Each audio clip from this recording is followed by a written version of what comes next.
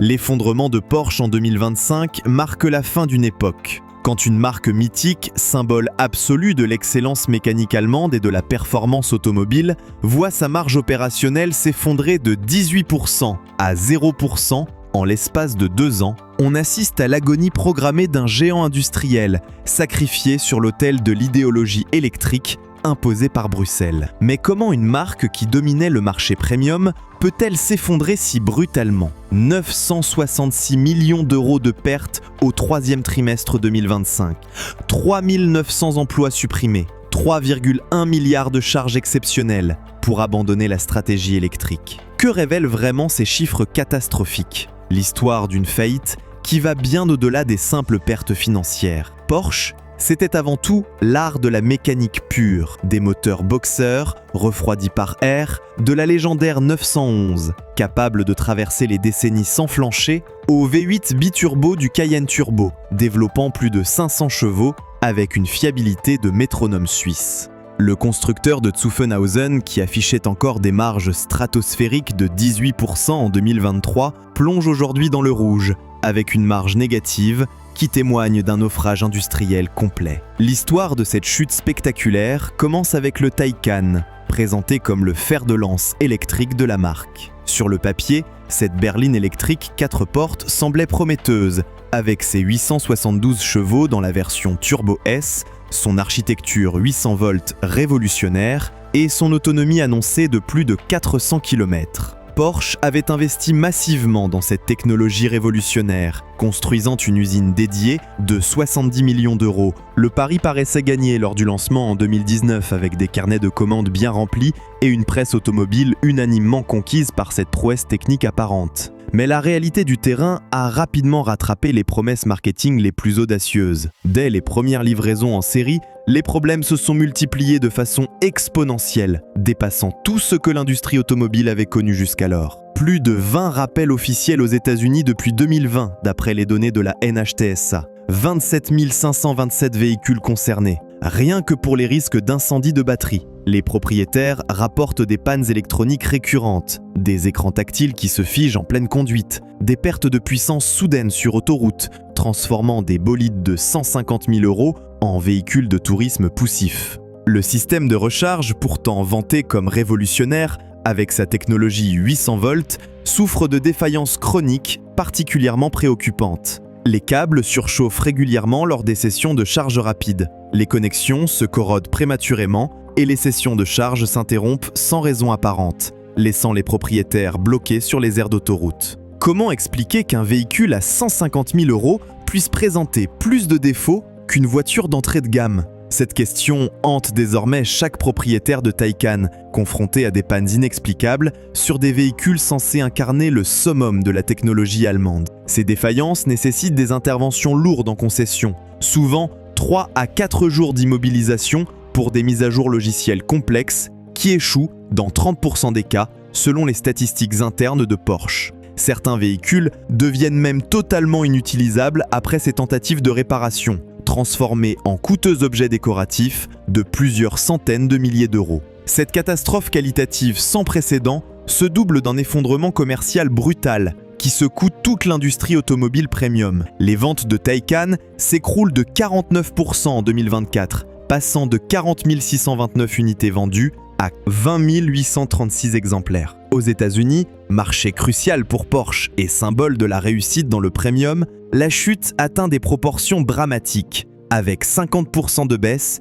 et seulement 807 exemplaires vendus au 2e trimestre 2024. Ces chiffres traduisent une perte de confiance massive des clients haut de gamme, traditionnellement peu enclins à accepter les caprices électroniques pour des véhicules facturés plus de 100 000 €. La débâcle technique et commerciale du Taycan entraîne toute la stratégie électrique de Porsche dans sa chute vertigineuse. Le Macan électrique, lancé avec 18 mois de retard à cause de bugs logiciels majeurs du système Cariad développé par Volkswagen, accumule déjà les problèmes techniques graves dès ses premières semaines de commercialisation. Le freinage d'urgence se révèle défaillant dans 15% des cas, selon les premiers retours clients. La batterie 12 volts classique qui alimente les équipements auxiliaires lâche fréquemment, immobilisant complètement ces SUV électriques de 80 000 €. Les premiers clients rapportent des véhicules neufs qui nécessitent plus de 3 semaines de calibrage en concession pour simplement fonctionner correctement. Une situation inédite dans l'histoire de l'automobile premium. Face à ce naufrage technologique majeur, Porsche entreprend un virage stratégique, dramatique. En septembre 2025, l'abandon officiel de l'objectif 80% électrique pour 2030 se traduit par 3,1 milliards € de charges exceptionnelles, selon le rapport financier officiel du groupe. La coentreprise Cellforce, spécialisée dans les batteries haute performance, voit 70% de ses effectifs supprimés brutalement. L'usine de 60 millions d'euros construite en 2022 à Tübingen reste largement inutilisée, symbole saisissant d'investissements massifs partis en fumée. Cette restructuration industrielle brutale s'accompagne de suppressions d'emplois massives qui ébranlent tout le bassin industriel allemand. 3 900 postes disparaissent d'ici 2029, soit 10% des effectifs allemands de Porsche, une saignée sans précédent dans l'histoire du constructeur. L'usine historique de Zuffenhausen, berceau de la marque depuis les années 50, réduit ses équipes de 15%, contraignant Porsche à abandonner la production sur 2 postes pour le Taycan, défaillant. Ces coupes drastiques touchent aussi les sites techniques de Weissach et Leipzig, piliers de l'excellence technique Porsche. 35 milliards d'euros partis en fumée, l'équivalent du PIB de certains pays. L'effondrement boursier accompagne cette débâcle opérationnelle majeure de façon implacable. Depuis son introduction en bourse en octobre 2022, valorisée à 75 milliards d'euros dans l'euphorie électrique, Porsche a perdu plus de 50% de sa valeur boursière. Les investisseurs institutionnels ont ainsi vu s'évaporer plus de 35 milliards d'euros de capitalisation. Une destruction de richesse monumentale qui classe cette introduction en bourse parmi les plus catastrophiques d'Europe depuis la crise de 2008. Les analystes de Deutsche Bank évoquent désormais une dernière chance pour le constructeur, tandis que Morgan Stanley abaisse son objectif de cours de 41%, reflétant une perte de confiance totale des marchés financiers. Les normes drastiques de 93,6 grammes de CO2 par kilomètre imposées pour 2025, puis 0 g en 2035, contraint les constructeurs européens à développer des technologies immatures au détriment total de la qualité et de la fiabilité. Porsche, qui excellait dans la mécanique de précision avec ses moteurs thermiques, capables de fonctionner sans faillir pendant 300 000 km, se retrouve contraint de bricoler des systèmes électriques défaillants,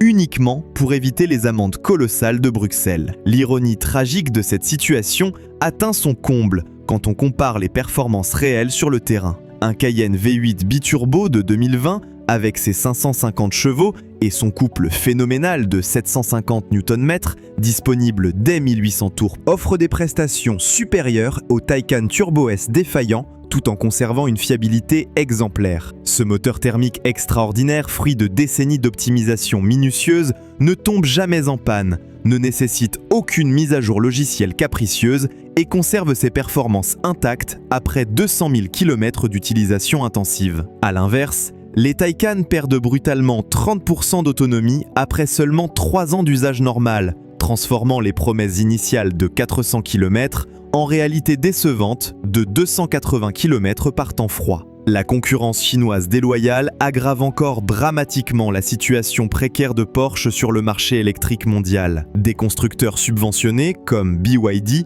proposent des véhicules électriques aux performances comparables pour 40 à 60% moins cher que les modèles allemands défaillants.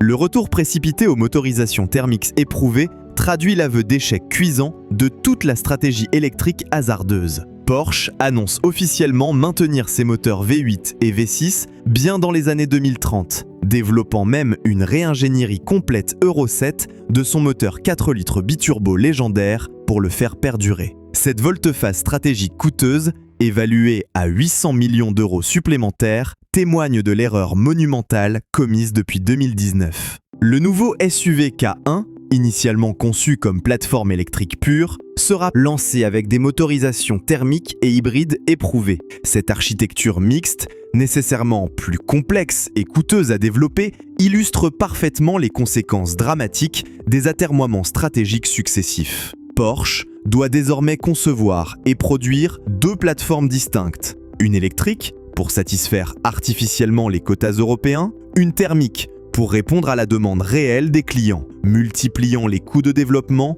sans aucune garantie de rentabilité future. L'abandon des projets 718 électriques symbolise douloureusement l'ampleur du recul industriel allemand. Ces futurs Boxster et Cayman électriques, reportés à 2027 minimum, retrouvent finalement des versions thermiques, malgré une architecture initialement conçue exclusivement pour l'électrique. Cette adaptation technique périlleuse nécessite des modifications structurelles majeures. La faillite retentissante de Northvolt en mars 2025 achève de démontrer la fragilité structurelle de toute la filière électrique européenne artificielle. Ce prétendu champion européen des batteries, qui devait fournir Porsche et réduire la dépendance technologique aux cellules chinoises, s'effondre spectaculairement avec 7,33 milliards d'euros de dettes pour seulement 30 millions d'euros de réserves. Cette faillite industrielle majeure prive définitivement Porsche de son fournisseur stratégique européen, l'obligeant à se tourner vers les géants asiatiques, CATL ou LG Chem, renforçant paradoxalement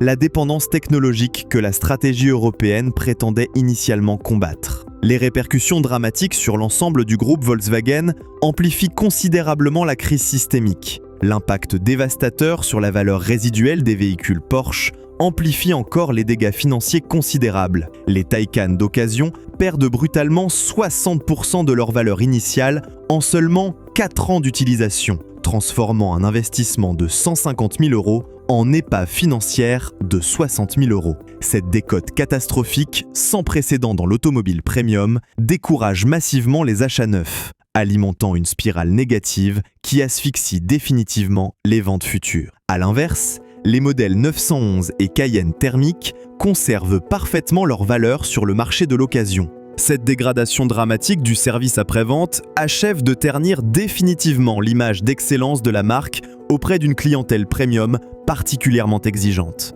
L'abandon progressif des commandes physiques intuitives au profit d'écrans tactiles capricieux illustre parfaitement cette dérive technologique destructrice. Là où Porsche excellait historiquement dans l'ergonomie intuitive avec des boutons mécaniques et des molettes précises, les nouveaux modèles imposent des interfaces numériques complexes qui se figent régulièrement en pleine utilisation. Cette dérive technologique s'oppose radicalement à l'héritage historique de Porsche, fondé sur la performance mécanique pure et la durabilité exceptionnelle. Ferdinand Porsche avait conçu la première 911 révolutionnaire comme une machine de précision mécanique capable de rouler indéfiniment sans faillir. 60 ans plus tard, ses successeurs industriels livrent des véhicules électroniques qui tombent en panne au bout de quelques milliers de kilomètres, trahissant cyniquement l'héritage technique et les valeurs fondamentales qui ont fait la réputation mondiale de la marque automobile la plus prestigieuse. La débâcle de Porsche préfigure tragiquement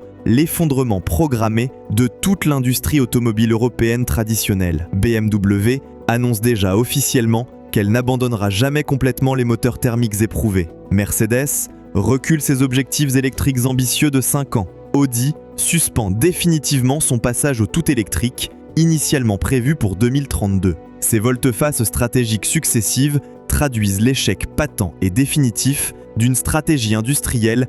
L'avenir incertain de Porsche dépendra entièrement de sa capacité à renouer rapidement avec son savoir-faire mécanique traditionnel légendaire. Le maintien officiel des motorisations thermiques éprouvées jusqu'en 2030 et bien au-delà offre une bouée de sauvetage industriel, à condition de résister fermement aux pressions réglementaires européennes destructrices. L'ingénierie allemande conserve intact tout son potentiel exceptionnel dans le développement de moteurs propres et performants, comme le prouvent les derniers V8 biturbo révolutionnaires, capables de consommer moins de 12 litres au 100 km malgré plus de 600 chevaux de puissance.